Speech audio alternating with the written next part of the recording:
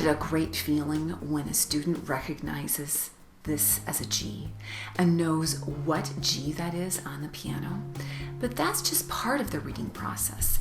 The student also has to know how long to hold that G. Will it be held for 2 beats, for 1 beat, or will it be cut into 2 parts? And next, the student needs to also know the location of that G. Will it be played on beat 1, 2, 3, or 4? There's a lot of stuff involved in reading.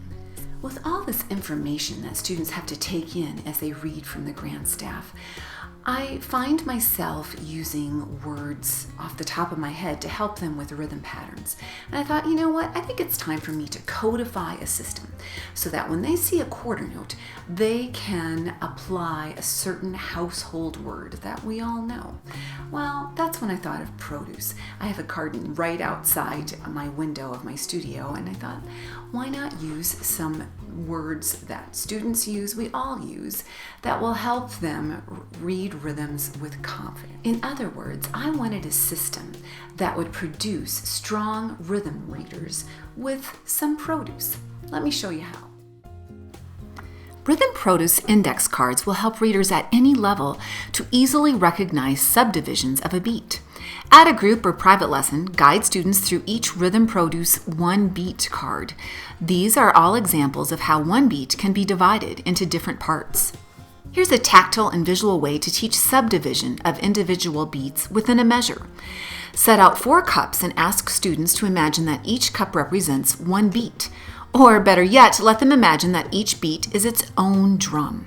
If you like, number the cups. Next, confirm that these cups represent 1 measure of 4 beats.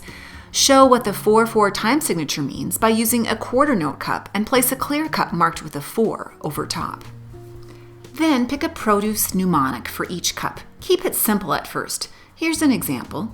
After showing this example, and to ensure that students understand the location of each beat within a measure, ask this question: on which beat was the apple played? They can answer beat 3, or better yet, have them write down the notation of what they heard: 2 quarters, 2 eighths, and a quarter note. Continue to ask students to echo and dictate your patterns. Then encourage them to create their own produce combinations and notate them. In a group, have all students play each other's produce combinations in a steady tempo without missing a beat. Along with the rhythm produce index cards comes a game called Hand Pick a Pair. Students must match the produce word or phrase with the correct rhythm. This is a fantastic way to build the mind's ear.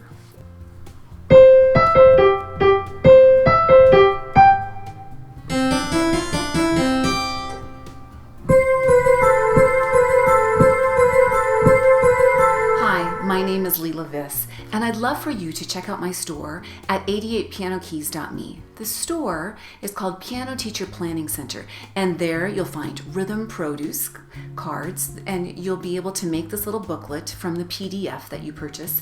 And also it includes a game called Hand Pick a Pair, and it also includes 2 freebies that help you teach polyrhythms, 2 against 3 and even 3 against 4. So check it out.